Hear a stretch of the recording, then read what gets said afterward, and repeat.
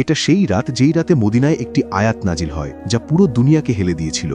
এটি কোরআনের সবচেয়ে বড় আয়াত, আর তার ভেতরে এমন রহস্য ছিল যে শয়তান আর জিনও মানতে বাধ্য রয়েছে।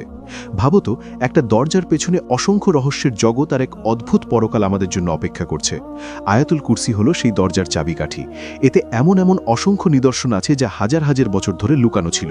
এটা সেই আয়াত যার সাহায্যে বয়োজ্যেষ্ঠরা তাদের রুহানি বোধ খুলে ফেলতেন এবং দেহিক ও রুহানি দুই জগতেই গভীর ভ্রমণ করতেন। হ্যাঁ, আজ আপনি দেখবেন কেন জাদুকর, জিন আর শয়তান আয়াতুল কুরসিকে এত ভয় পায়, আর তার ভেতরে থাকা গোপন রহস্য জানবেন। এই রহস্যময় যাত্রা শুরু করা যাক। আউযুবিল্লাহি মিনাশ শাইতানির রাজিম। বিসমিল্লাহির রহমানির রহিম।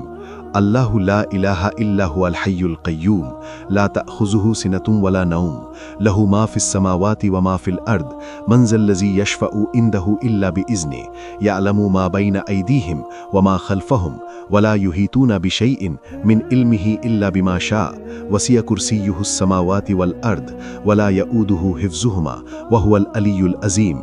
আয়াতুল কুরসি সূরা আল বাকারা এর আয়াত নম্বর 255, আর এতে 9টা বাক্য আছে। এক হাদিসে নবী সাল্লাল্লাহু আলাইহি ওয়াসাল্লাম বলেছেন, এই আয়াতে ইসমে আজম আছে। আপনি কি জানেন ইসমে আজম কি? এখানে ইসমে আজম মানে হলো আল্লাহর সবচেয়ে বড় নাম, অথবা আল্লাহর সেই নাম যা সবচেয়ে বেশি মহিমান্বিত, শক্তিশালী ও প্রভাবশালী। নবী সাল্লাল্লাহু আলাইহি ওয়াসাল্লাম বলেছেন, আল্লাহর কুরসি পুরো সৃষ্টি জগতের থেকেও বড়, যা আমাদের বুদ্ধির সীমার বাইরে। কিন্তু আল্লাহর আরশের তুলনায় কুরসি যেন একটা ছোট্ট কাঠের টুকরো, যা বিশাল মরুভূমির মধ্যে ফেলা হয়েছে। আয়াতুল কুরসি আল্লাহের কুরসি, তার আরশ, তার ক্ষমতা, জ্ঞান, হুকুমত, জীবন সব কিছুর বর্ণনা দেয়, যা চিরজীবী এবং অশেষ। এই আয়াতটি সবচেয়ে মহিমান্বিত হিসেবে ধরা হয়।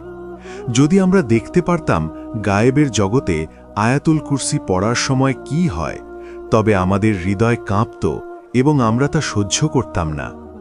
নবী সাল্লাল্লাহু আলাইহি ওয়াসাল্লামের অনেক আকর্ষণীয় হাদিসে আছে যা বলে যে আয়াতুল কুরসি অন্যান্য আয়াত থেকে অনেক বেশি আলাদা।